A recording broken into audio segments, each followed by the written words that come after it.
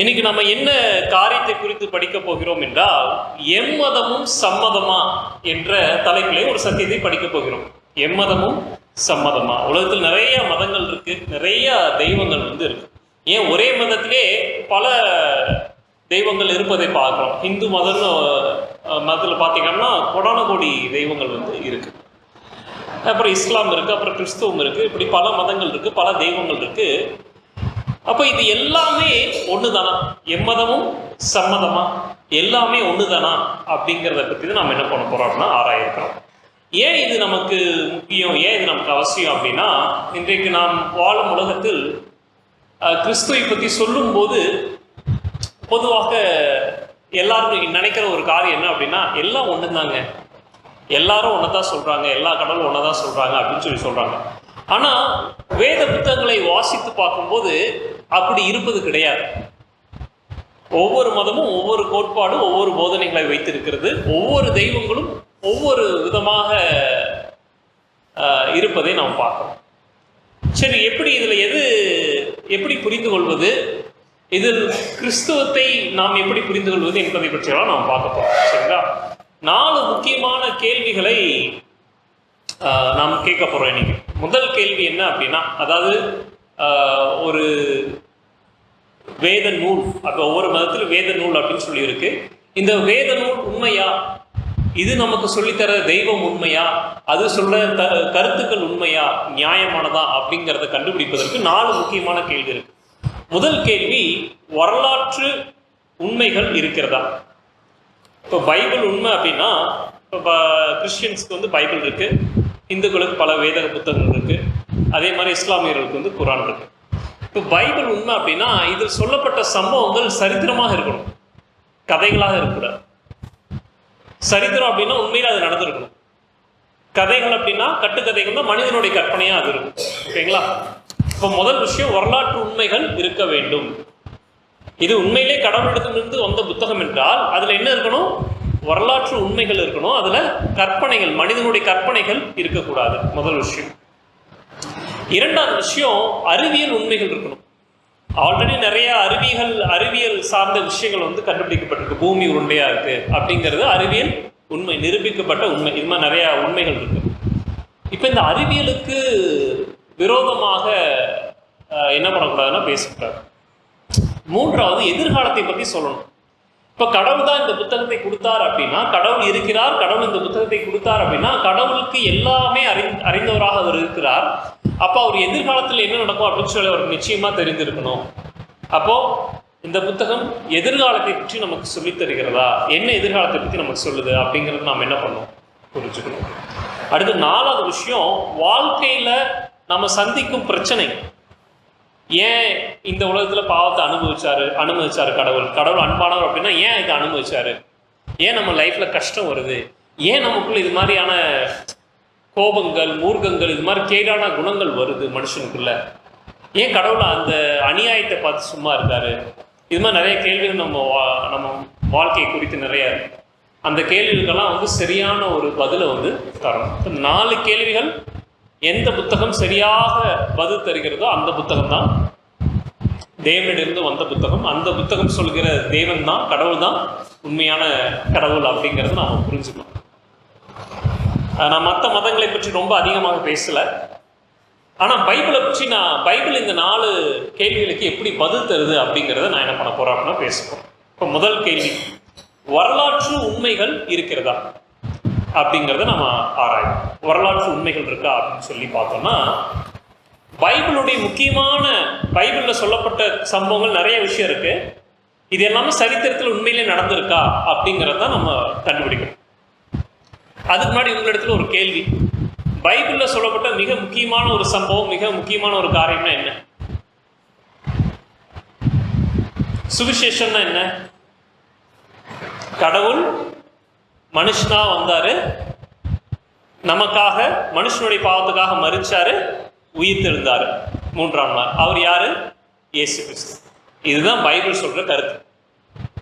ரொம்ப ரொம்ப அடிப்படையான சத்தியம்.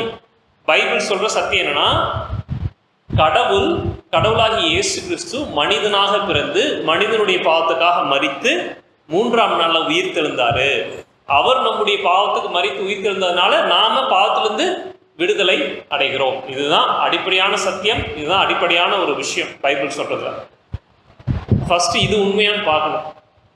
உண்மையிலேயே இயேசு கிறிஸ்து 2000 வருஷத்துக்கு முன்னாடி உலகத்துல பிறந்தாரா?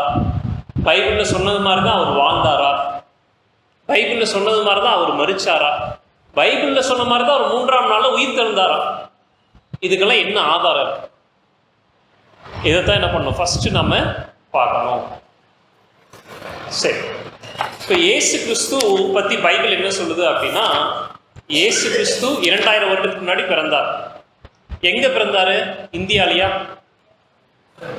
பெத்லஹேம்ல, இப்ப இருக்கிற இஸ்ரேல் அந்த பகுதியில் என்ன பண்ணாரு? பிறந்தாரு. பிறந்து அவர் எப்படிப்பட்ட வாழ்க்கையை வாழ்ந்தார்?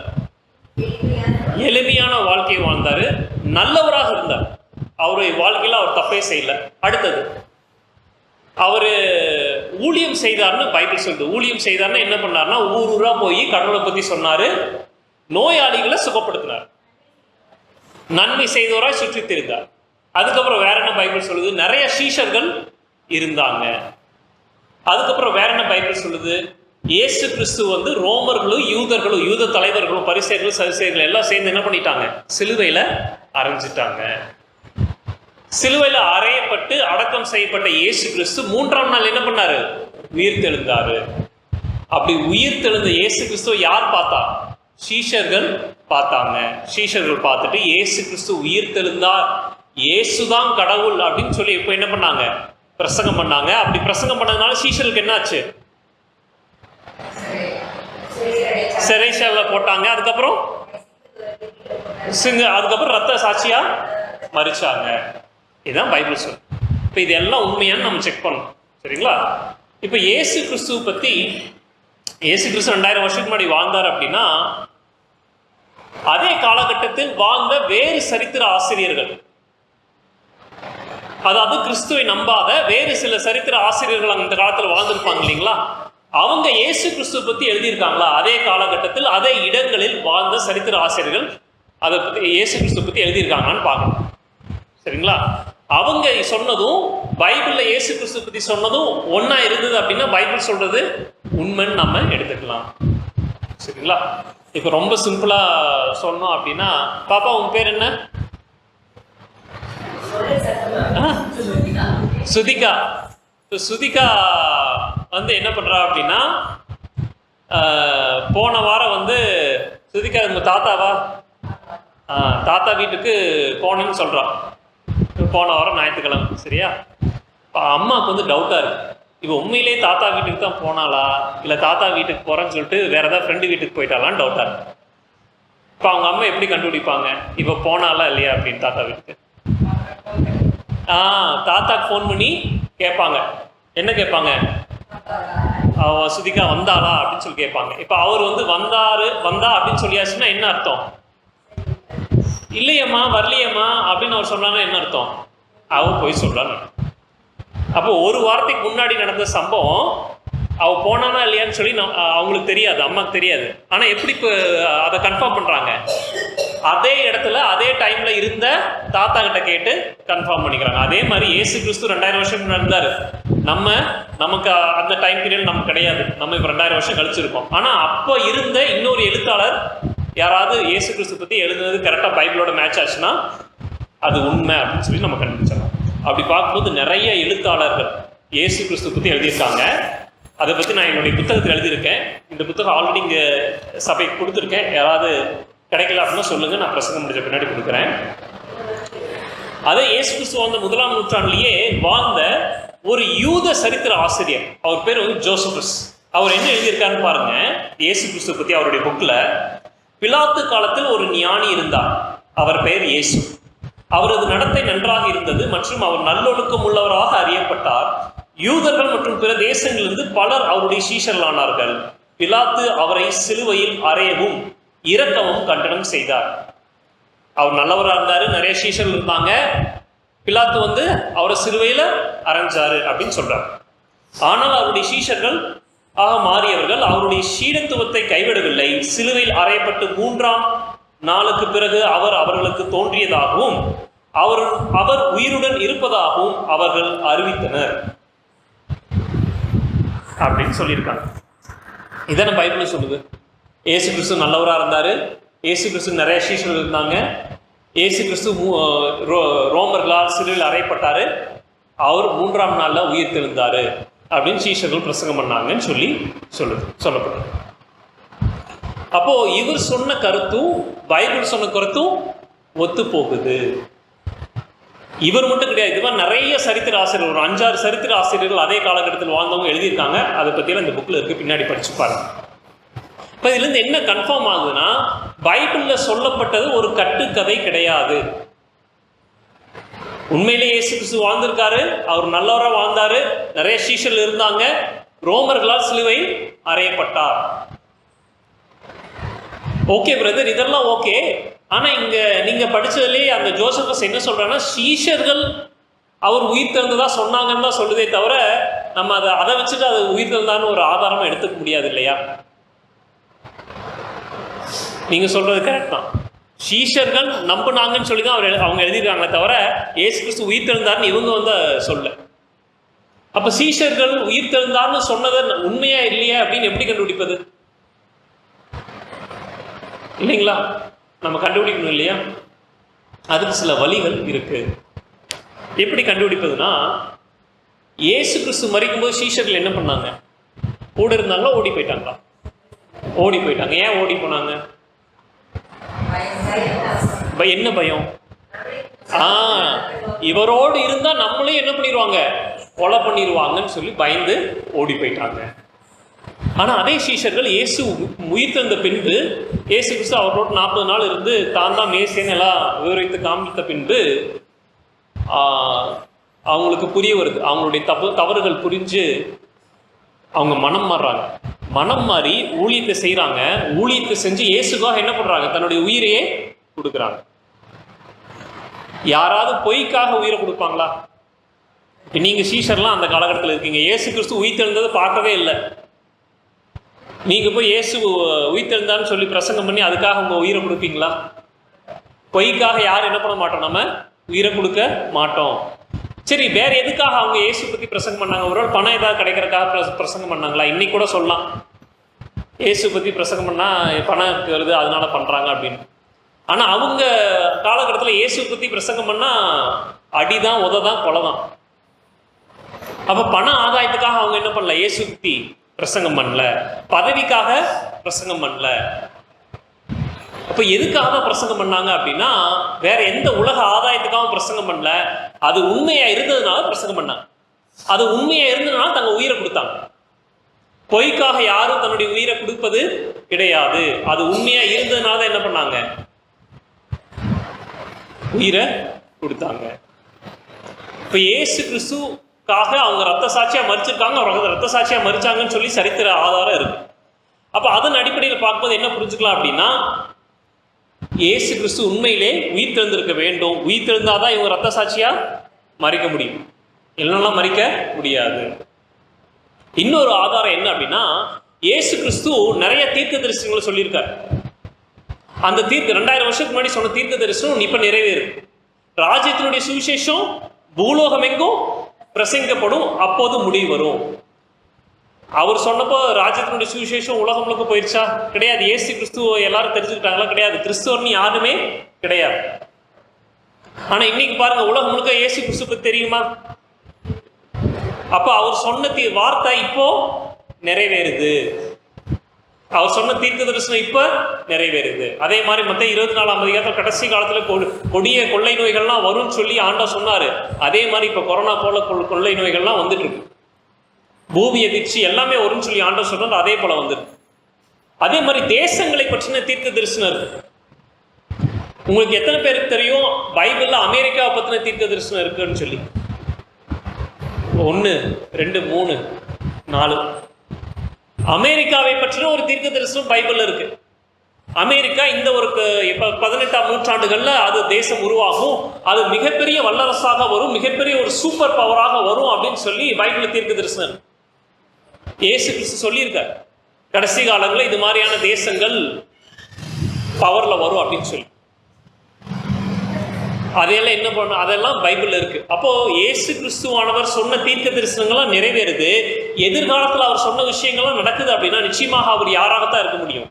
கடவுளாகத்தான் இருக்க முடியும். இப்ப 4 கேள்விகள் நான் சொன்னேன். முதல் கேள்வி, அது ஒரு வேத புத்தகம் உண்மையா அப்படிங்கிறதுக்கு 4 கேள்வி ஆன்சர் பண்ணணும். சரித்திர உண்மை இருக்கணும், அறிவியல் உண்மை இருக்கணும், தீர்க்க தரிசனங்கள் இருக்கணும், 4வது மனிதனுடைய கேள்விக்கு பதில் தரணும்.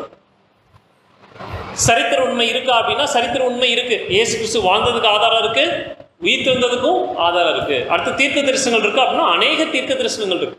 அதுல ஒரு சில தீர்க்க தரிசனங்கள் தான் நான் உங்களுக்கு சொன்னேன். அடுத்தது அறிவியல் உண்மைகள் இருக்கா அப்படின்னா அநேக அறிவியல் உண்மைகள் இருக்கு. பூமி உருண்டை அப்படின்னு சொல்லி பைபிள் சொல்லுது. ஆனா பூமி உருண்டைன்னு சொல்லி எப்ப மனுஷன் கண்டுபிடிச்சான் தெரியுமா? அது ஒரு 15-16ஆம் நூற்றாண்டுக்கு அப்புறம் தான் அதே கண்டுபிடிக்கிறாங்க. ஆனா பல ஆயிரம் வருடத்துக்கு முன்பாகவே வேதத்தில் தேவன் சொல்லியிருக்காரு, பூமியானது உருண்டையாக இருக்கு அப்படின்னு சொல்லி. இது மாதிரி இன்னும் அநேக அறிவியல் ஆதாரங்கள் பைபிள் இருக்கு. அறிவியலுக்கு புறம்பான எந்த ஒரு காரியமும் பைபிள்ல கிடையாது. ஆனா நீங்க மற்ற மத புத்தகங்களை எடுத்தீங்கன்னா அது வரலாற்று உண்மைகள் கிடையாது, நிறைய கட்டுக்கதைகள் தான் இருக்கு. அறிவியல் உண்மைகள் கிடையாது, தீர்க்க தரிசனங்கள் கிடையாது. சரி, மனிதனுடைய வாழ்க்கை பிரச்சனைக்கு என்ன பதில் தருது அப்படின்னு சொல்லி அந்த கேள்விக்கான பதிலை பார்த்தோம் அப்படின்னா, இன்னைக்கு உலகத்துல என்ன விஷயம் அப்படின்னா, கடவுள் அன்பான கடவுள்னா ஏன் இப்படி பிரச்சனை பாவம் மிகுந்த உலகத்தை கடவுள் உண்டு பண்ணாரு? ஏன் துன்பம் இருக்கு, கஷ்டம் இருக்கு, ஏன் நம்ம கஷ்டப்படுத்தி பார்க்குறாரு அப்படிங்கிற மாதிரிலாம் நமக்கு நிறைய கேள்வி வருது. இதுக்கு பைபிள் என்ன பதில் சொல்லுது அப்படின்னா, ஆண்டவர் உலகத்தை படைக்கும் போது எந்த கஷ்டத்தையும் படைக்கல, நிறைவாக தான் இருந்தது, அது நல்லது அப்படின்னு சொல்லி ஆண்டவர் சொல்றார். மனிதனுக்குள்ள துர்குணங்கள் கிடையாது, வெறுப்பு, விரோதம், போட்டி, பொறாமை கிடையாது. அவன் அன்பாகத்தான் படைக்கப்பட்டான், தேவனுடைய சாயல்ல படைக்கப்பட்டான். ஆனா எப்ப தேவனுடைய வார்த்தையை மீறி அவன் போறானோ அப்பதான் உலகத்துக்குள்ள பாவம் வந்தது. கீழ்ப்படியாமையினால்தான் பாவம் வந்ததே தவிர தேவன் பாவத்தை உண்டு பண்ணல. அந்த பாவம் வந்ததுனால உலகத்துல இது மாதிரி பல பிரச்சனைகள் வந்துட்டு இருக்கு அப்படின்னு சொல்லி பைபிள் சொல்லுது. அடுத்து இன்னொரு விஷயமும் நமக்கு சொல்லுது பைபிள், என்ன அப்படின்னா, நாம் தேவனுடைய சாயல்ல உண்டாக்கப்பட்டோம். நம்மளாம் யாரு? ஆனா மற்ற மதங்கள் எப்படி சொல்லுதுன்னா, பிறப்பிலேயே சில பேர் தாழ்வானவர்கள், சில பேர் உயர்வானவர்கள் அப்படின்னு சொல்லி சொல்லுது பிற மதங்கள். விசேஷமா இந்து இதுல பார்த்தீங்கன்னா, பிரம்மனுடைய தலையில பிறந்தவங்க இப்படி, காலில் பிறந்தவங்க இப்படி, இவங்க இப்படி கீழே தான் இருக்கணும், அவங்க மேலே தான் இருக்கணும், இவங்கெல்லாம் படிக்கக்கூடாது, அவங்களுக்கு மட்டும்தான் படிப்பு, அவங்களுக்கு மட்டும்தான் அதிகாரம், இவங்களுக்கெல்லாம் படிப்பு கிடையாது, அதிகாரம் கிடையாது. நிறைய ஒடுக்குமுறைகள் இந்தியாவில் இருந்துச்சு. அந்த ஒடுக்குமுறையெல்லாம் போய் கல்வியே எல்லாருக்கும் எப்போ போச்சு தெரியுமா? கிறிஸ்துவ வந்த பின்னாடி.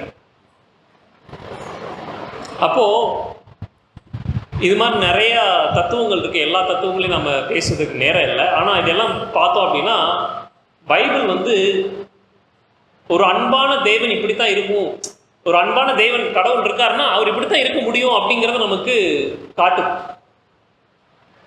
நிச்சயமா ஒரு அன்பான கடவுள் ஒருத்தனை கீழையும் இன்னொருத்தனை மேலையும், ஒருத்தனை தாழ்வானவன் அப்படின்னு சொல்லி இன்னொருத்தனை உயர்வானவன் அப்படின்னு சொல்லி எல்லாம் என்ன பண்ணாது, பிரித்து காட்டாது. அன்பான தெய்வம் எல்லாரையும் என்ன பண்ணும், ஏற்றுக்கொள்ளும் அப்படிங்கிறத நம்ம புரிஞ்சுக்க முடியும். இன்னும் நிறைய விஷயங்கள் இருக்கு. இப்போ பெண்களே பார்த்தீங்க அப்படின்னா, சில மதங்களுக்கு அவங்களுக்கு சுதந்திரமும் உரிமையும் கிடையாது எதுலேயும். ஆனால் பைபிள் அப்படி இது பண்ணல. பைபிள் பழைய ஏற்பாடு காலத்திலே பார்த்தீங்க அப்படின்னா அவங்களுக்கு சொத்துரிமையெல்லாம் கொடுத்துருக்கு. ஒரு சம்பவம் இருக்குது. என்ன அப்படின்னா, என்ன புஸ்தகத்தில் இருக்கும், அந்த 5 குமாரத்திகள் போய் தங்களுடைய பங்கை கேட்பாங்க, அவங்களுக்கு ஆண்டவர் அந்த பங்கை கொடுப்பார். அப்போது நிறையா உரிமைகளை, சமத்துவத்தை பைபிள் பேசுது. ஒரு அன்பான கடவுள்னா இப்படி தான் இருப்பார், சமத்துவமாக இருப்பார், எல்லாரையும் சமமாக பார்ப்பாரு, எல்லாரையும் நேசிப்பார் அப்படிங்கிறது வந்து பைபிள் வந்து ரொம்ப தெளிவாக நமக்கு சொல்லுது. அதே மாதிரி இந்த உலகத்தில் உள்ள பிரச்சனைக்கு ஒரு முடிவு இல்லையா அப்படின்னா அதுக்கும் பைபிள் ரொம்ப தெளிவான ஒரு பதில் சொல்லுது. இயேசு கிறிஸ்து மறுபடியும் வருவார், வரும்போது புதிய வானம் புதிய பூமி உண்டு பண்ணுவார், பாவத்தை எல்லாம் ஒழிச்சிட்டு புதிய வானம் புதிய பூமி உண்டு பண்ணுவார், அதுக்கப்புறம் பாவம் கிடையாது அப்படிங்கிற ஒரு நம்பிக்கையை பைபிள் வந்து நமக்கு தருது. அதே மாதிரி 2ஆம் வருகை குறித்து அநேக தீர்க்க தரிசனங்களை வந்து பைபிள் வந்து நமக்கு என்ன பண்ணியிருக்கு, வந்திருக்கு. இது எல்லாத்தையும் நம்ம பார்க்கும்போது நம்ம என்ன புரிஞ்சுக்கலாம்னா, வேதம் உண்மையான ஒரு புத்தகம். இந்த வேதாகமம் அப்படிங்கிறது கட்டுக்கதைகள் உள்ள புத்தகம் கிடையாது. இது உண்மை சரித்திரத்தை கொண்ட புத்தகம், அறிவியல் உண்மைகள் அடங்கிய புத்தகம், அநேக தீர்க்க தரிசனங்களை அடங்கியுள்ள புத்தகம். விசேஷமாக நீங்கள் பார்த்தீங்கன்னா 2ஆம் வருகை, இயேசு 2ஆம் முறை வரப்போறார் இல்லைங்களா? அவர் முதல் முறை வந்தது எவ்வளோ உண்மையோ அதே போல் 2ஆம் முறை வருவதும் உண்மை. அந்த தீர்க்க தரிசனங்களை 2ஆம் வருகையை ஒற்றி பல தீர்க்க தரிசனங்களை வந்து வேதம் சொல்லுது. கடைசியில் வந்து அமெரிக்கா வரும் ஒரு சூப்பர் பவரா, அதெல்லாம் இருக்கு. அதே மாதிரி தான் உலகத்தில் நடந்துட்டு இருக்கு. அந்த தீர்க்க தரிசனம்லாம் படிக்க படிக்க படிக்க படிக்க ஆண்டவர் தான் உண்மையானவர், இயேசு தான் உண்மையான தெய்வம் என்பதை வந்து புரிஞ்சுக்கலாம். அதே மாதிரி நம்மளுடைய வாழ்க்கையினுடைய பிரச்சனை எல்லாத்துக்கும் வேதம் வந்து தெளிவான பதில்களை வந்து தருது. இப்போ இதெல்லாம் பார்க்கும்போது நம்ம என்ன புரிஞ்சுக்கலாம் அப்படின்னா, ஆண்டவராகிய இயேசு கிறிஸ்து உண்மையான ஒரு தெய்வம். அவரிடம் வரும்போது நாம் உண்மையிலே பாவத்திலிருந்தும் உலக பிரச்சனையிலிருந்து விடுபடுறோம். கடைசியில் இந்த பாவ உலகத்திலிருந்தும் தேவன் நம்மை மீட்பதற்கு 2ஆம் முறை வருவார். உலகத்தில் எவ்வளவோ தெய்வங்கள் இருக்கலாம், ஆனால் மனிதனுடைய இந்த பிரச்சனைகளையும் பாவ கஷ்டங்களையும் பார்த்து எந்த தெய்வமும் வரல. ஒரே தெய்வம் மட்டும்தான் மனிதனுக்காக வந்து தன்னுடைய உயிரையே கொடுத்தார், அவர் தான் ஆண்டவராகிய இயேசு கிறிஸ்து. எல்லாரும் கேட்பாங்க, இவ்வளோ கஷ்டம் இருக்கு, கடவுள் ஏன், கடவுள் இருக்காருன்னா வந்திருக்கும், கடவுள் ஏன் எதுவுமே பண்ணல. மற்ற மதங்கள்ல அதுக்கு பதில் கிடையாது, ஆனால் கிறிஸ்துவத்தில் அதுக்கு பதில் இருக்கு. என்ன பதில் அப்படின்னா, ஆண்டவர் பார்த்துட்டு சும்மா இல்லை, கடவுள் பார்த்துட்டு சும்மா இல்லை, கடவுள் மனிதனாக வந்து மனிதனுடைய கஷ்டத்துக்காக மரித்தார். அதுதான் ஒரு அன்பான கடவுளுடைய குணம். இப்போ உங்கள் பையன் வந்து தப்பு பண்ணி ஏதோ ஒன்று பிரச்சனை மாட்டிக்கிட்டான், நீங்கள் போனால் தான் காப்பாற்ற முடியும். அதுக்காக சில நீங்கள் கஷ்டப்படலாம், அங்கே போனால் உங்களுக்கு உங்கள் உயிருக்கே ஆபத்து வரலாம். நீங்கள் என்ன பண்ணுவீங்க, அவன் போனான்ல அவனுக்கு வேணும், இல்லை அவன் தப்பு பண்ணிட்டான் அதனால் அவனுக்கு என்ன வேணால் நடக்கட்டும் அப்படின்னு விட்டுருவீங்களா? இல்லை நீங்கள் போய் அவன் தப்பே பண்ணியிருந்தாலும் நீங்கள் போய் உங்கள் உயிரே கொடுத்து அவனை காப்பாற்ற முயற்சி பண்ணுவீங்களா?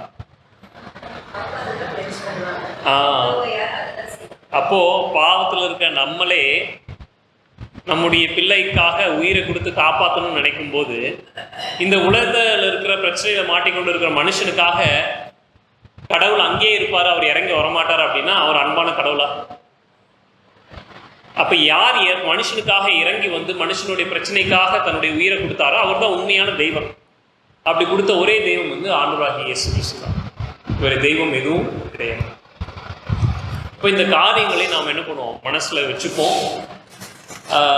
இந்த புத்தகம் யாருக்காவது இல்லையா, இருக்குங்களா? சரி, யாராவது இப்போதான் புதுசா சர்ச்சுக்கு வந்திருக்கீங்க, பைபிள் நான் படிச்சதில்லை அப்படின்னு யாராவது இருக்கீங்களா? உங்க இருக்காங்களா? இந்தாங்கம்மா, உங்களுக்கு இந்த புத்தகம் அன்பளிப்பா கொடுக்குறது, படிச்சு பாருங்க.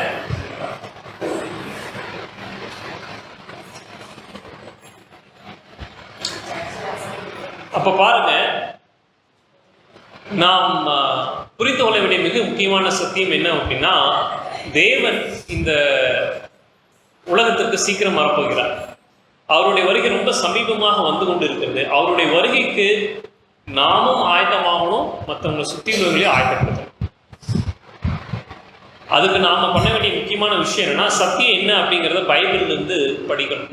பைபிள்ல இருந்து படிச்சு பைபிள்ல காரியங்களை தெரிஞ்சுக்கிட்டாதான் அந்த சத்தியத்தை என்ன பண்ண முடியும் அப்படின்னா போய் மற்றவங்க இடத்துல சொல்ல முடியும்.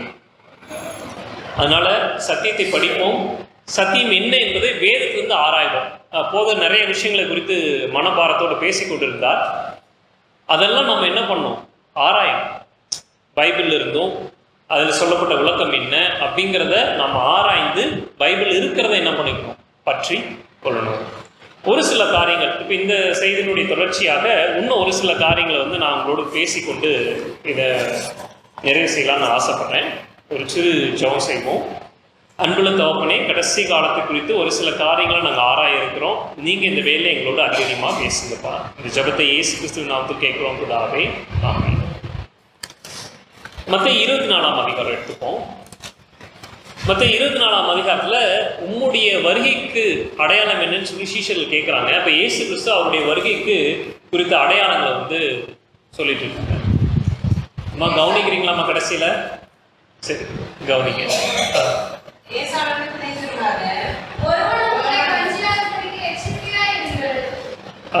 அஞ்சாவது வருஷம்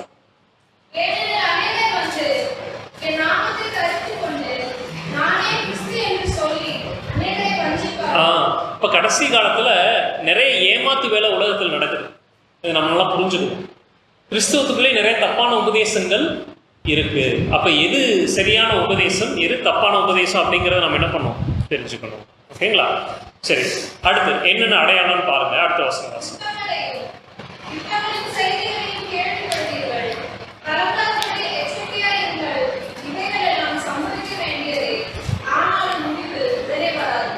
பாருங்க, உலகத்தில் யுத்தங்கள் செய்தி கேள்விப்பட்டே இருப்போம். யுக்ரைன் ரஷ்யா யுத்தம், பாலஸ்தீன் இஸ்ரேல் யுத்தம், இப்போ இந்தியா பாகிஸ்தான் யுத்தம், இது மாதிரி யுத்தத்தின் செய்தியெல்லாம் கேள்விப்பட்டே இருப்போம். ஆனால் என்ன பண்ணுவோம், கலங்காதபடிக்கு எச்சரிக்கையாக இருக்கணும். நாம் அதை பார்த்து பயந்துடக்கூடாது, ஆனால் எச்சரிக்கையாக இருக்கணும். சரி, அடுத்து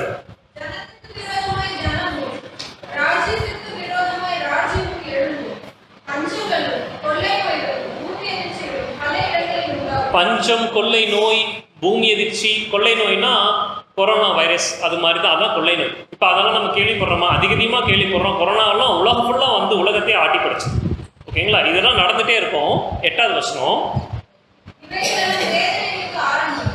இவையெல்லாம் வேதனைக்கு ஆரம்பம் தான். இனி இதுக்கப்புறம் ஒரு முக்கியமான சம்பவம் நடக்க போகுது.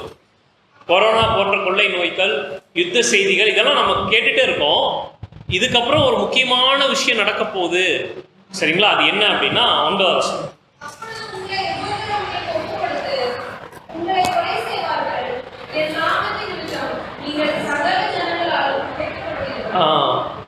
இதெல்லாம் நடந்துட்டு இருக்கும். அதுக்கப்புறம் ஒரு முக்கியமான சம்பவம் நடக்கும். என்னன்னா, உங்களை உபத்திரத்துக்கு ஒப்பு கொடுத்து உங்களை கொலை செய்வார்கள், என் நாமத்திலிருந்து நீங்கள் சகல ஜனங்களினாலும் பாய்க்கப்படுவீர்கள். இது எப்போ நடக்கும்? கிறிஸ்துவை விசுவாசிக்கிறவர்கள் கடைசி காலத்துல உபத்திரத்துக்கு ஒப்பு கொடுக்கப்படுவாங்க அப்படின்னு சொல்லப்படுது. இது எப்போ? சண்டேல வரும்போது. Very good. கடைசியில் மிருகத்தின் முத்திரைன்னு ஒன்று வரும் அப்படின்னு சொல்லி பைபிள் சொல்லுது. ஒருவேளை தெரியல அப்படின்னா நீங்கள் பின்னாடி வெளிப்படுத்தல் புத்தகத்தில் நீங்கள் ஆராய்ங்க. அங்கே வந்து அதை பற்றி இருக்கு. இந்த மிருகத்தின் முத்திரை எப்போ வரும் தெரியுமா?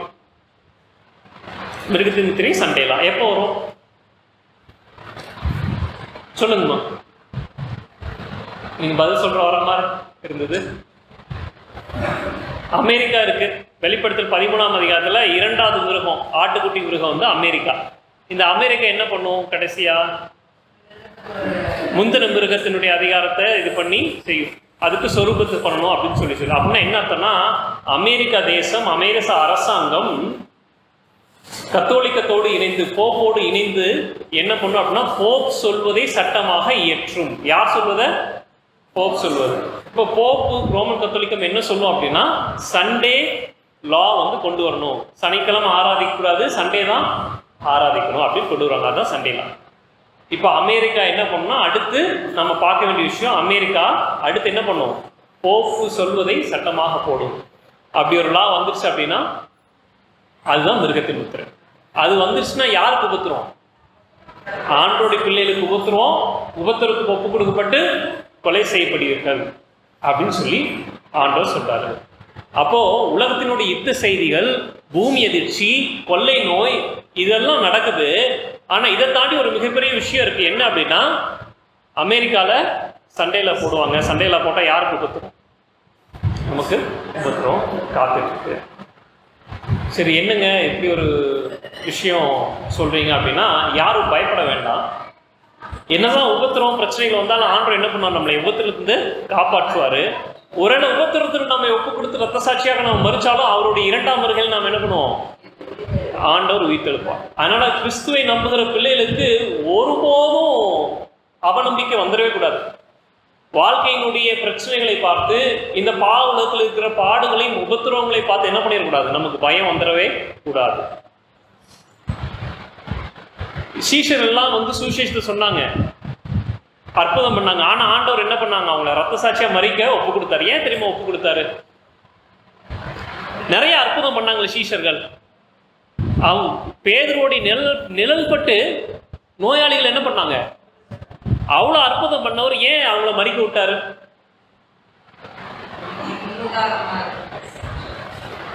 ஏன்னா அவங்க மறிப்பதன் மூலியமாக இன்னும் அநேகர் இயேசு என்ன பண்ணுவாங்க, தெரிந்து கொள்வாங்க.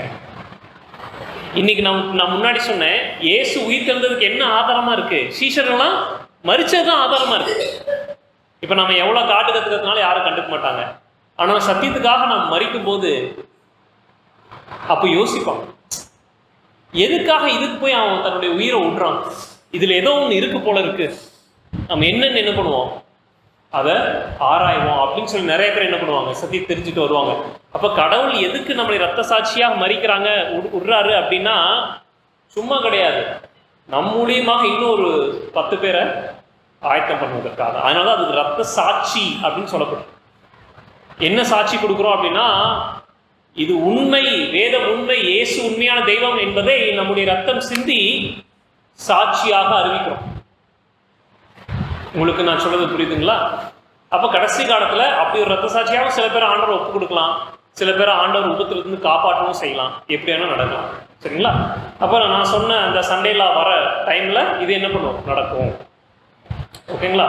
இப்ப நாம என்ன பண்ணோம், பேதுரு யோவான் என்ன பண்ணாருன்னு நான் சொல்றேன். அப்போஸ்தலர் 5ஆம் அதிகாரம் எடுத்துக்கங்க, 40-41 வாசிங்க. அப்போஸ்தலர் 5:40-41.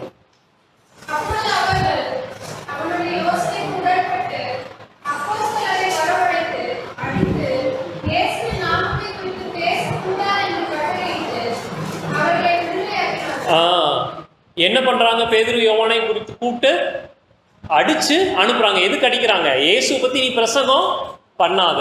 இது மாதிரிதான் கடைசி காலத்தில் நடக்கும். இப்போ கொஞ்சம் யோசிச்சு பாருங்க, நீங்க இயேசு பத்தி போய் பிரசங்கம் பண்றீங்க, உங்களை அடிக்கிறாங்க, அவமானப்படுத்துறாங்க, உங்களுடைய மனநிலை எப்படி இருக்கும்? எதுக்கு நமக்கு இந்த வம்பு? நம்ம எதுக்கு போய் இயேசு கிறிஸ்து பத்தி சொல்லணும்? இல்லைன்னா ஆண்டவர்கிட்ட கேட்போம், ஆண்டவரே நான் தப்பே பண்ணல, உம்முடைய நாமத்தை பிரசங்கம் பண்ணதுனால இவ்வளோ அவமானம், இவ்வளோ பாடுகள் நான் படுறேன், இது நியாயமா அப்படின்னு நம்ம சலிச்சுப்போம், துக்கப்படுவோம். ஆனா இங்க அடி வாங்கின பேதுரு யோவானை என்ன பண்றாங்க பாருங்க, 41வது வசனம்.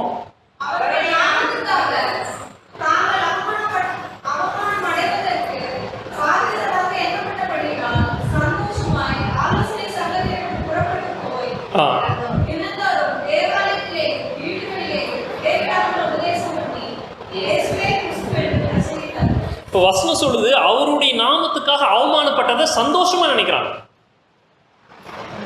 நம்ம கஷ்டப்பட்டதை, அவமானப்பட்டதை சந்தோஷமா நினைப்போமா? யாராவது உங்களை பலார்னு அரைஞ்சிட்டாங்க, நீங்க சந்தோஷப்படுவீங்களா? நீ ஒன்றுத்துக்கு பிரயோஜனம் இல்லை, வேஸ்ட் அப்படின்னு சொல்லி சந்தோஷப்படுமா?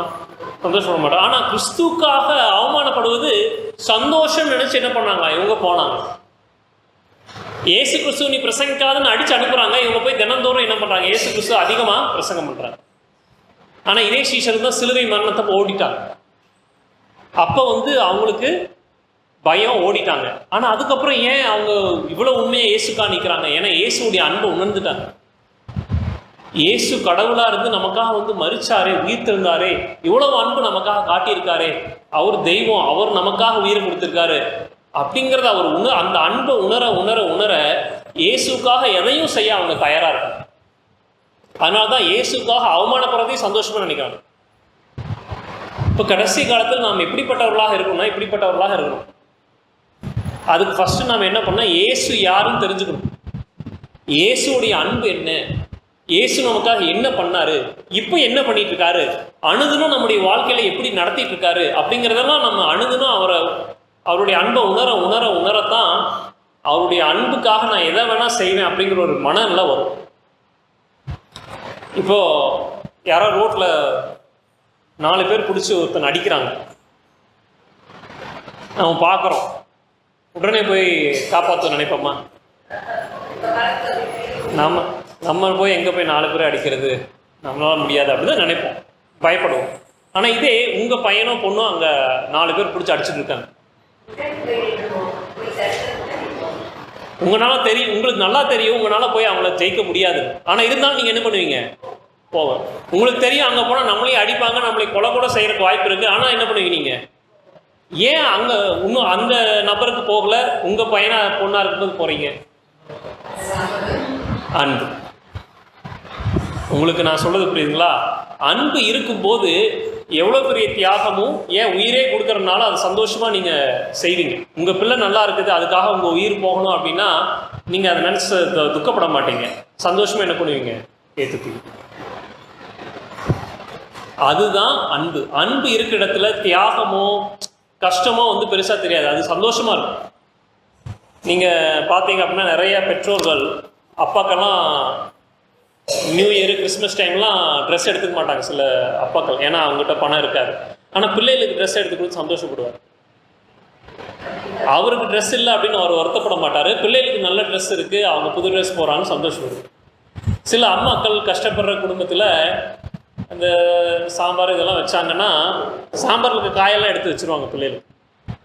பொரியல் எதாவது பண்ணாங்கன்னா அவங்க பிள்ளைகளுக்கு நிறையா வச்சுருவாங்க பொரியல். அவங்களுக்கு அந்த காய்கறிகள் இல்லைனாலுமே அவங்க வெறும் அந்த சாம்பாரை சாப்பிட்டு அமைதியாக இருந்துப்பாங்க, சந்தோஷமாக இருந்துப்பாங்க. இப்போ அன்பு இருக்கும்போது அந்த தியாகம் வந்து ஏதோ நம்ம பெருசாக பண்ணிட்டேன் அப்படின்னு நமக்கு ஒன்றும் அப்படியெல்லாம் இருக்காது. எதையும் செய்யறதுக்கு நம்ம தயாராக இருக்கும். அதே போல தான் கடைசி காலத்தினுடைய உபத்திரவத்தில் நம்ம இயேசுக்காக நிற்கணும் அப்படின்னா இயேசுடைய அன்பு நமக்கு தெரியணும். இயேசு நம்மளை எவ்வளோ தூரம் நேசிச்சார் நமக்கு தெரியணும். 2வது, நாம கிறிஸ்துவின் மீது அந்த நேசம் வைக்கணும். அது இருந்தால் மட்டும்தான் நிற்க முடியும், இல்லைன்னா நிற்க முடியாது. அது இல்லாமல் நீங்கள் மலைக்கு போனாலும் குகைக்கு போனாலும் ஒன்றும் பண்ண முடியும். இப்போ முதல்ல என்ன பண்ணணும்? இயேசுவை படிக்கணும். அணுகணும். நீங்கள் என்ன பண்ணுங்க? இயேசுவோடு நேரத்தை செலவழிங்க. அணுகணும். இயேசுடைய அன்பில் வளருங்க. நீங்கள் வேதத்தை படிக்க படிக்க ஜெபம் பண்ண பண்ண பண்ண இயேசு கிறிஸ்து யார், அவர் தான் உண்மையான தெய்வமா, அவர் என்னுடைய வாழ்க்கையில் என்ன பண்ணுறாரு, என்ன பண்ணிட்டு இருக்காரு அப்படிங்கிறது தெரியும். அவர் மேலே ஒரு நம்பிக்கை வரும், அவருக்காக என்ன வேணால் பண்ணலாம் அப்படிங்கிற ஒரு எண்ணம் வரும், ஒரு விசுவாசம் வரும். அந்த விசுவாசத்தை வளர்த்தி கொள்ள வேண்டிய காலகட்டத்தில் நாம் இருக்கிறோம். ஏன்னா எதிர்காலத்தில் என்ன வேணால் நடக்கலாம். விசுவாசமாக தேவனுக்காக நிற்கும் போது உயிரே போனாலும் தேவன் என்ன பண்ணுவார்? வரும்போது நம்மை உயிர்த்தெழுப்புவார். அப்போ நாம் புரிந்து கொள்ள வேண்டிய மிக முக்கியமான சத்தியம் என்ன அப்படின்னா, இயேசு கிறிஸ்து உண்மையான தெய்வம். இயேசு கிறிஸ்துவோடைய அன்பு என்ன அப்படிங்கிறது நமக்கு தெரிஞ்சிருக்கும். அந்த தெய்வம் நம் மீது எவ்வளோ அன்பு வச்சிருக்காருங்கிறது தெரிஞ்சிருக்கும்.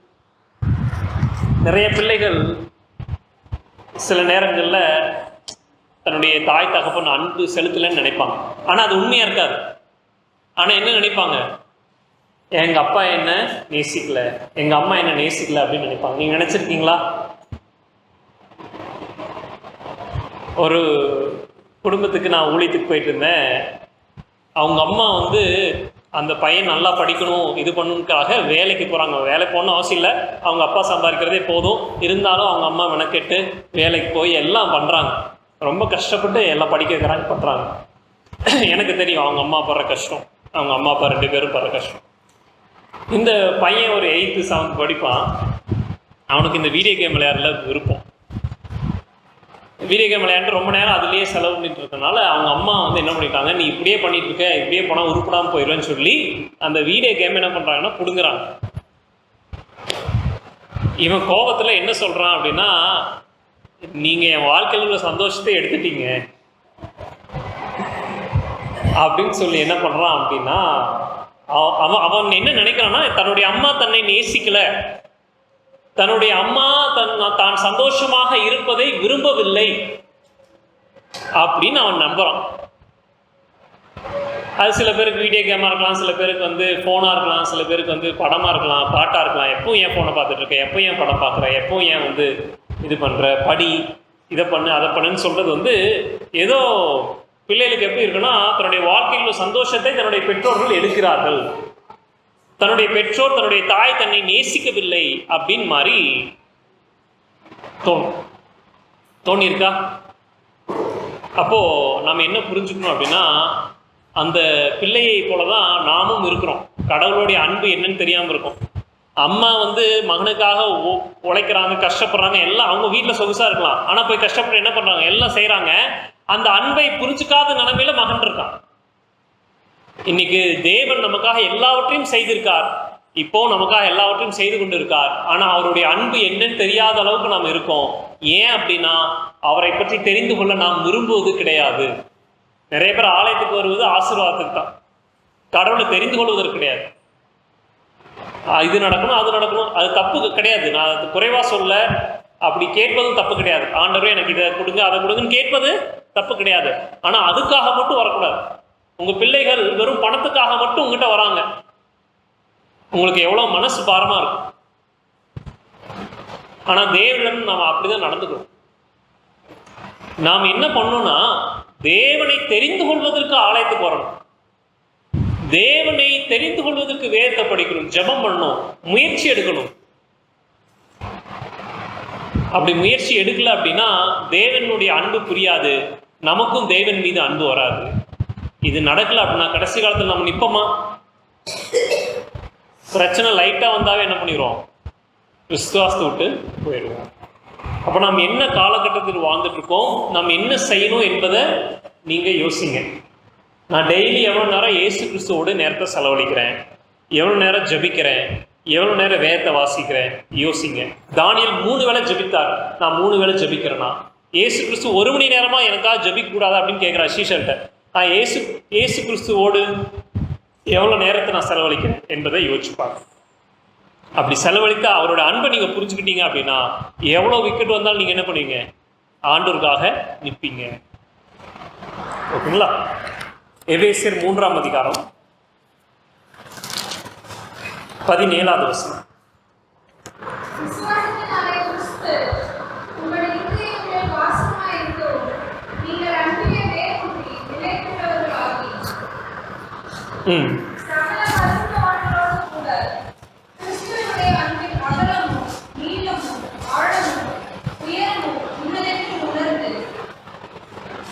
அடுத்த வசனம் வாசிங்க.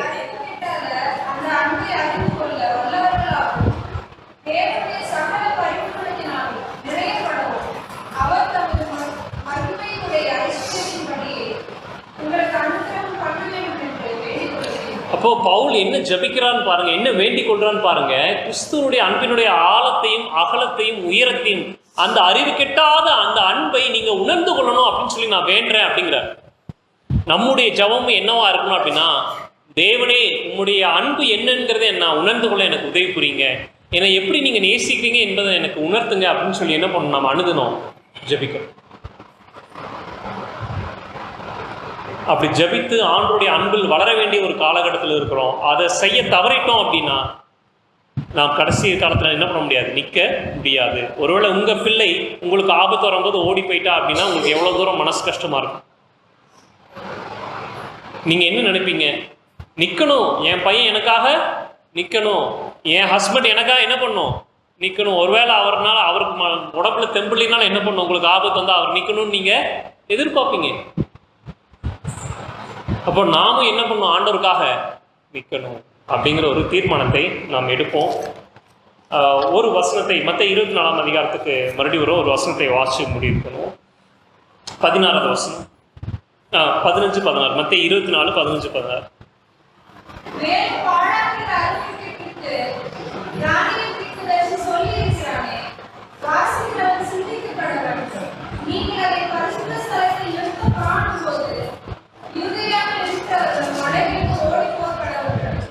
அப்போ இங்கே என்ன வசனம் சொல்லுதுன்னா, இந்த வசனத்தினுடைய விளக்கம் சொல்லணும் ரொம்ப நேரம் ஆகும், ஆனால் சுருக்கமாக சொல்லிடுறேன். அந்த சண்டேலா வரும்போது, மிருகத்தின் முத்திரை வரும்போது என்ன பண்ணுங்க, யூதாவில் இருக்கிற நீங்கள் என்ன பண்ணுங்க, மலைகளுக்கு ஓடிப்போங்கள். இப்போ இதுதான் கண்ட்ரி லிவிங்.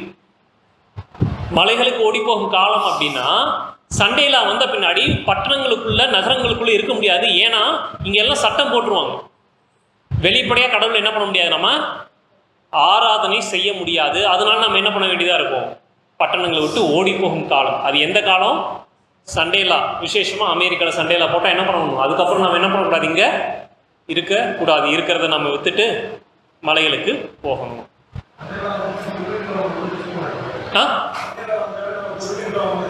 அது அது தப்பான உபதேசம். ஆக்சுவலாக இந்த கடைசி கால விஷயங்கள் நிறைய தப்பான உபதேசங்கள் இருக்கு. சண்டேல வந்தால் கிருபையின் காலம் முடிஞ்சுது அப்படின்னு அர்த்தம் கிடையாது. கிருபையின் காலம் எப்போ முடியும்னா சண்டேலா வந்து கொஞ்சம் டைம் எடுத்து அதுக்கப்புறம் தான் முடியும். அது எவ்வளோ மாதம் எவ்வளோ வருஷம் நமக்கு தெரியாது.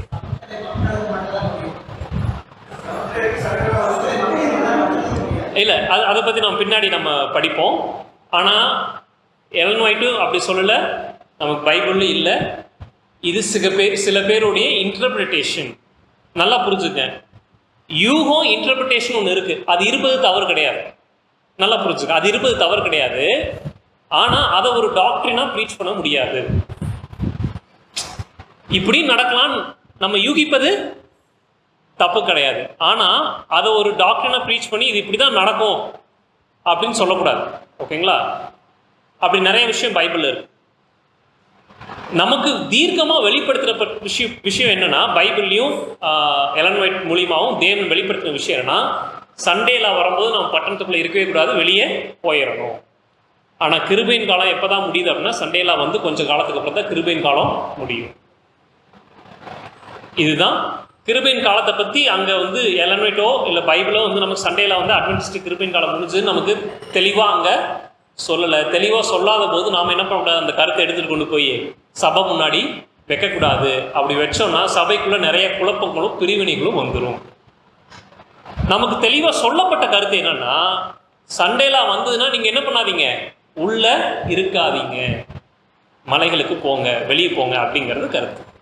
அப்போது சண்டேலா வந்து என்ன பண்ணக்கூடாது, உள்ளே இருக்கக்கூடாது. இது வந்து பைபிள் சொல்கிற கருத்து, நமக்கு இளநீட்டு சொல்கிறாங்க. ஓகேங்களா? ரெண்டாவது உண்மை என்ன அப்படின்னா, சில பேரை ஆண்டவர் முன்னாடியே அனுப்புவார். என்ன பண்ணுவார்? சில பேரை முன்னாடியே அனுப்புவார். அப்படின்னா சண்டேலா வர்றதுக்கு முன்னாடியே என்ன பண்ணலாம், சில பேர் ஆண்டவர் உணர்த்தி அவங்கள வெளியே போய் இடம் வாங்கி இருக்க சொல்லுவார். எதுக்கு அப்படின்னா, பின்னாடி வரவங்களுக்கு ஒரு அடைக்கலமாக இருப்பதற்காக. அதனால முன்னாடி யாராவது பட்டணத்தை விட்டு போயிட்டாங்க அப்படின்னா, சபையை விட்டு போயிட்டாங்கன்னா, நீங்கள் அதை வந்து ஒரு தவறாக நினைக்க வேண்டாம். அதே மாதிரி அவங்க போனதுக்காக நீங்களும் போகணும்னு அவசியம் கிடையாது. நீங்கள் ஜெபம் பண்ணுங்க, ஆண்டவரே நான் எப்போ போகணும், நான் எப்போ ஒருவேளை ஆண்டவர் உங்களுக்கு சொத்தை கொடுத்துருக்காரு அப்படின்னா எங்கிட்ட இருக்க ப்ராப்பர்ட்டியை நான் எப்போ விற்கணும், எப்போ போகணும்னு ஜெபம் பண்ணுங்க. ஆண்டவர் உணர்த்தும் போது போங்க. ஆனால் சண்டேல வந்துட்டு என்ன பண்ணணும், எல்லாரும் கண்டிப்பாக போங்க. ஓகேங்களா? இது ரெண்டாவது விஷயம். இதெல்லாம் வந்து எஸ்டாப்ளிஷ் ட்ரூத். இதுக்கு ஸ்ட்ராங் எவிடன்ஸ் பைபிள்லையும் இருக்குது, ஸ்பிரிட் ஆஃப் ப்ராஃபஸி எலன் ரைட்டிங்ஸ்லையும் இருக்குது. மூணாவது விஷயம் என்ன அப்படின்னா, யார் ஜபிக்கிறாங்களோ அவங்களுக்கு தான் ஆண்டவர் வெளிப்படுத்துவார். நீங்கள் எதை அந்த சண்டேலா பற்றியும் கவலைப்படல, எதை பற்றியும் கவலைப்படாமல் இருந்தீங்கன்னா ஆண்டவர் உங்களுக்கு வெளிப்படுத்த மாட்டார். அப்படி வெளிப்படுத்தாத போது நிறைய பேர் என்ன பண்ணுவாங்கன்னா, அப்படி ஆண்டவர்கிட்ட கேட்காம, ஆண்டவரை தேடாமல், ஆண்டவர் ஜபிக்காமல் இருப்பாங்களாம். அவங்களுக்கு வெளிப்படுத்தப்படாது. கடைசியில் சண்டேலா வந்த பின்னாடி என்ன பண்ண முடியும்னா, உங்கள் ப்ராப்பர்ட்டியை விற்கவே முடியாது. அப்போ நிறைய பேர் விற்க முடியாமல் அது வேஸ்ட்டாக எடுத்துப்பாங்க அரசாங்கம். அப்போது என்ன ஃபீல் பண்ணுவாங்களா, ஒருவேளை நான் விற்று வெளியே இடமாவது வாங்கியிருக்கலாம், இல்லை ஊழியத்துக்கு கொடுத்துருக்கலாம், இல்லை கஷ்டப்படுறவங்களுக்கு கொடுத்துருக்கலாம், ஏதாவது நான் பண்ணியிருக்கலாம், இப்போ என்னுடைய இதெல்லாம் வேஸ்ட்டாக போகுது அப்படின்னு வருத்தப்படுவாங்க. அப்போ ஃபஸ்ட்டு புரிஞ்சுக்க வேண்டிய விஷயம், நாம் ஆண்டவரோட தினமும் தேடணும், ஆண்டவர்கிட்ட ஜெபிக்கணும். எந்த காலத்தில் நான் என்ன பண்ணணும், ஜெபணும். ஆண்டவர் உணர்த்தலின் பேரில் நான் செய்யணும். ஏதோ அவங்க போயிட்டாங்கன்னு நம்ம போகக்கூடாது, அவங்க பண்ணுறாங்கன்னு நம்ம பண்ண முடியாது. உங்களுடைய விசுவாசம் என்ன ரசிக்காது, என்னுடைய விசுவாசம் உங்களை ரசிக்காது. என்னுடைய விசுவாசம் தான் என்ன ரசிக்கும், உங்களுடைய விசுவாசம் தான் உங்களை ரசிக்கும். ஆண்டவர் ஒவ்வொருவருக்கும் ஒவ்வொரு திட்டத்தை வச்சிருக்காரு. இன்னும் தெளிவாகவே ஆண்டவர் சொல்றாரு, சில பேரை வந்து இன்னுமே அந்த கடைசி காலம் வரைக்கும், அந்த சண்டேலா வர வரைக்குமே ஆண்டவர் உள்ளே வச்சிருப்பாரு, அதுக்கப்புறம் தான் வெளியே கொண்டு போவார். சரிங்களா? இப்போ சில பேர் வெளியே போய் என்ன பண்ணுறாங்க, அவங்க பண்ணுற தப்பு, அவங்க போகிறது தப்பு கிடையாது, அவங்க போய் சில தவறுகள் பண்ணுறாங்க. சபையை வந்து குறை சொல்கிறது, சபையில் இருக்க தலைவர்களை போதகர்களை குறை சொல்கிறது, சபை பற்றின தப்பான ஒரு பின்பத்தை கொடுத்து நீங்களாம் வந்துருங்கன்னு சொல்கிறது, இதெல்லாம் தப்பு. சபையில் குறை இருக்கு, ஆனால் அதுக்காக இது ஆண்டவருடைய சபை இல்லைன்னு ஆயிராது. சீஷர்கிட்ட குறை இருந்தது, 12 பேர்கிட்ட குறை இருந்தது. ஆனால் என்ன பண்ணார், மாற்றணும். அது மாதிரி ஆண்டவர் என்ன பண்ணார், சபையை சுத்திகரிப்பார். அந்த வேலையும் ஆண்டவர் செஞ்சுட்டு தான் இருக்கு. அதையும் நம்ம புரிஞ்சுக்கணும். நம்ம புரிஞ்சுக்க வேண்டிய வேலை, தேவனோடு நான் நெருங்கி ஜீவிக்கணும், தேவனுடைய சத்தியத்தில் தேவனுடைய வழிநடத்தல் நான் காரியத்தை செய்யணும். ஓகேங்களா? அடுத்தது இன்னொரு முக்கியமான குழப்பம் என்ன வருது அப்படின்னா, 2027 இயேசு கிறிஸ்து வந்துவார்னு ஒரு உபதேசம் வந்து சொல்லப்படும். இதை என்ன பண்ணுறாங்கன்னா, எலனோட்டோட 2-3 கொட்டேஷன்ஸை வச்சு அவங்க என்ன பண்ணுறாங்க முடிவுக்கு வராங்க. நான் இந்த ஒரு இது எழுதியிருக்கேன். இதில் வந்து எலனோய்ட் வந்து மற்ற இடங்கள்ல என்ன எழுதுறாங்கன்னா, 2 கொட்டேஷன் அப்படி இருப்பதுமா நமக்கு தெரிஞ்சாலும் மற்ற இடத்துல தெளிவாக என்ன சொல்கிறாங்கன்னா, இயேசு கிறிஸ்துவோடைய 2ஆம் வருகையினுடைய காலம், வருஷம், மாதம், நேரம் இது எதையுமே என்ன பண்ணக்கூடாது, நம்ம கணிக்க கூடாது அப்படின்னு தெளிவாகவே பல இடங்கள் எழுதியிருக்காங்க. அதையெல்லாம் படிக்காம ஏதோ ஒன்றை படிச்சுக்கிட்டு இவங்க ஒரு காலத்தை கணிப்பதுனால 2027 வருவாருன்னு அப்படின்னு சொல்லுவதுனால என்ன பிரச்சனை வரும்னா, இன்னைக்கு யாராவது ஒருத்தங்க புதுசாக வந்து நம்ம சத்தியத்தை கேட்குறாங்கன்னு வைங்களேன், நம்ம சொல்கிற தீர்க்க தரிசனம் இதெல்லாம் பார்த்துட்டு ஆமாம் இதில் உண்மை இருக்குன்னு நினைப்பாங்க. இப்போ 2027 இயேசு கிறிஸ்து வருவான்னு நம்ம சொல்லிட்டோன்னு வைங்களேன், வரலன்னு வைங்களேன், இதெல்லாம் பொய்ன்ட்டு என்ன பண்ணிடுவாங்க, போயிடும். அதுக்கப்புறம் அந்த ஆத்மாவை ரட்சிப்புக்குள்ளே நம்ம கொண்டு வரவே முடியாது. அதனால பைபிளில் தெளிவாக சொல்லாத உபதேசத்தை, எலன் ஒயிட்டும் தெளிவாக சொல்லாத உபதேசத்தை நம்ம உபதேசமாக என்ன பண்ணக்கூடாது, பேசவே கூடாது. அந்த நாளும் நாளிகையும் நமக்கு தெரியாது. இயேசு கிறிஸ்துவோடைய வருகைக்கு அடையாளமாக இருப்பது மிருகத்தின் முத்திரை தான், அவ்வளோதான். மிருகத்தின் முத்திரை வந்தால் என்னதான், அவ்வளோதான். அடுத்தது 2ஆம் வருகை தான் அப்படிங்கிறது தான் நம்ம உபதேசம் பண்ணுமே தவிர, நம்ம 2027 இயேசு வருவார், 2029 வருவார், 32 வருவார்னு நம்ம உபதேசம் பண்ணவே கூடாது. அது வந்து சபைக்குள்ளேயும் நிறைய பிரிவினைகளை கொண்டு வரும், நாளைக்கு வெளியும் நம்மளால் போய் ஊழியம் பண்ண முடியாது. இந்த பகுதியில் இவங்க இப்படி தான் 2027 வருவாங்கன்னு சொல்லிட்டு இருந்தாங்க, வரல அப்படின்னு இந்த மக்கள் பேச ஆரம்பிச்சிட்டாங்கன்னா அடுத்து அந்த மக்கள்கிட்ட என்ன பண்ண முடியாது, நம்ம போக முடியாது. எதை எப்படி புரிஞ்சுக்கணுமோ அதை அப்படி தான் புரிஞ்சுக்கணும். 6000 வருஷம் முடியுதா அப்படின்னா 6000 வருஷம் முடியுது, முடிகிற தருவாயில் இருக்கும்னு நம்ம புரிஞ்சுக்கணுமே தவிர அதுக்கு நம்ம வருஷத்தை என்ன பண்ணக்கூடாது, குறிக்க கூடாது. அப்போ அப்படி அதை குறிக்கிற மாதிரி தான் எலனோட்டே சொல்லியிருப்பாங்களே, எலனோட்டுக்கு என்ன மேக்ஸ் தெரியாதா, முன்னோடிகளுக்கு என்ன கணக்கு போட தெரியாதா, அவங்களுக்குலாம் தெரியும். தெரிஞ்ச அவங்க தான் தெளிவாக சொல்கிறாங்க அப்படி செய்யக்கூடாது. நம்ம சொல்ல வேண்டிய மிக முக்கியமான சக்தி என்ன தெரியுமா, முத்து, மிருகத்தின் முத்திரை, ஓய்வு நாள், கிறிஸ்துவனுடைய அன்பு. இந்த எல்லா சத்தியத்திலையும் என்ன இருக்கணும், கிறிஸ்துவனுடைய அன்பு, கிறிஸ்து உங்களுக்கு எவ்வளோ அன்பு வச்சிருக்காரு அப்படிங்கிறத மக்களுக்கு புரிய வச்சு, அவருடைய தியாகத்தை புரிய வச்சு, கிறிஸ்துவையும் அவங்களே என்ன பண்ணணும் அப்படின்னா ஒரு கிறிஸ்துவை அவங்க பின்பற்றும்படியாக அவங்க வழி நடத்தணும். இதைத்தான் நம்ம பண்ணணுமே தவிர அது இதுன்னு ஏதோ வியாக்கணங்களை சொல்லி குழப்பி பயன்படுத்தி அவங்கள என்ன பண்ணக்கூடாது, பிரச்சனையை உண்டு பண்ணக்கூடாது. அதனால் இது விஷயங்களை நம்ம ஞாபகம் வச்சுப்போம். வேதத்துலேயும் சாட்சி ஆகமத்திலையும் எலன் ஒயிட் எழுத்துக்களையும் நம்ம ஆராயும். இன்றைக்கி எலன் ஒயிட்டோடைய பேரையே டேமேஜ் பண்ணி வச்சுருக்காங்க. ஆக்சுவலாக அவங்க ரொம்ப நல்ல சத்தியங்களை கொடுத்துருக்காங்க, தேவன் அவங்கள வல்லமையாக பயன்படுத்துகிறாங்க. ஆனால் இன்றைக்கி அவங்களுடைய எழுத்துக்களை ஒரு வேறு மாதிரி பேசி அவங்களுடைய பேருக்கே ஒரு கெட்ட பேரை வந்து கொண்டு வந்துட்டாங்க. அதனால் நம்ம எலன் ஒயிட்டுன்னு யாராவது சொல்லி ஏதாவது சொன்னாங்கன்னா ரொம்ப ஜாக்கிரதையாக இருந்து அந்த கொட்டேஷன்ஸ் எல்லாம் வாசிக்கணும். இப்போ நான் சொல்கிறேன்னா இதுக்கெல்லாம் கொட்டேஷன் இருக்குது, நீங்கள் கேட்டிங்கன்னா நான் தருவேன். அது மாதிரி யார் எது சொன்னாலும் என்ன பண்ணுங்கள், அந்த கொட்டேஷன்லாம் வாங்குங்க. ஒரு தீர்க்கமான ஆதாரம் இல்லை அப்படின்னா நம்பாதீங்க.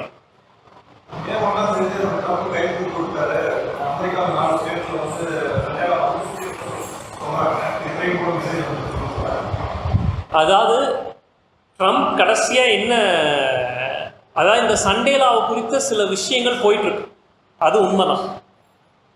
ரீசெண்டாக கூட ட்ரம்ப் பேசின ஒரு வீடியோவில் செப்பரேஷன் ஆஃப் ஸ்டேட் அண்ட் சர்ச்னு சொல்லிட்டு இருக்காங்க. ஆனால் என்னுடைய ஆட்சியில் ரிலீஜன் வந்து ஒயிட் ஹவுஸ்குள்ளே வரும், அதாவது மதம் வந்து அரசியலுக்குள்ளே வரும் அப்படின்னு சொல்கிறார். ஆக்சுவலாக ஐரோப்பாவில் போப்பாதிக்கம் வந்து சர்ச்சு ஸ்டேட்டு ஒன்றா இருந்து உபத்திரப்படுத்தினால தான் அமெரிக்காவுக்கு போனாங்க. போய் ஆட்சி ஆரம்பிக்கும் போது அரசியல் சட்டத்தை இது பண்ணும்போது சர்ச்சு ஸ்டேட்டும் தனியாக இருக்குன்னு சொல்லி தான் சட்டமே போட்டாங்க. ஆனால் இன்றைக்கி என்ன பண்ணுறார் ட்ரம்ப், அது இது பண்ணும் அப்படிங்கிற மாதிரி பேசுகிறார். சில சண்டேலாம் வரக்கான சில விஷயங்களும் வந்து இருக்குது. ப்ராஜெக்ட் 2025ன்னு ஒரு டாக்குமெண்ட் இருக்குது, அது அடிப்படையில் தான் அவங்க ஆட்சியை நடந்துட்டுருக்கு.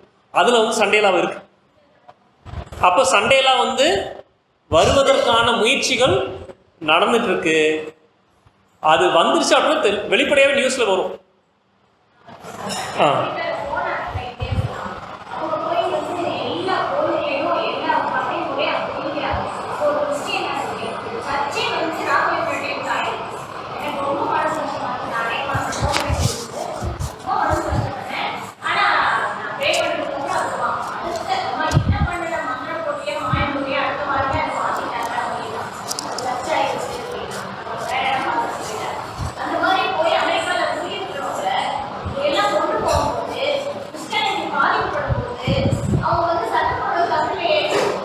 ஆமா, சில சட்டங்கள் நல்ல சட்டங்கள் மாதிரி தெரியுமா?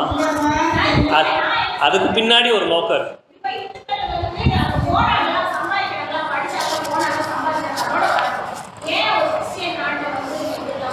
அதாவது நம்ம வந்து ஒரு தேசத்தோட அமைப்பை நம்ம புரிஞ்சுக்கணும்.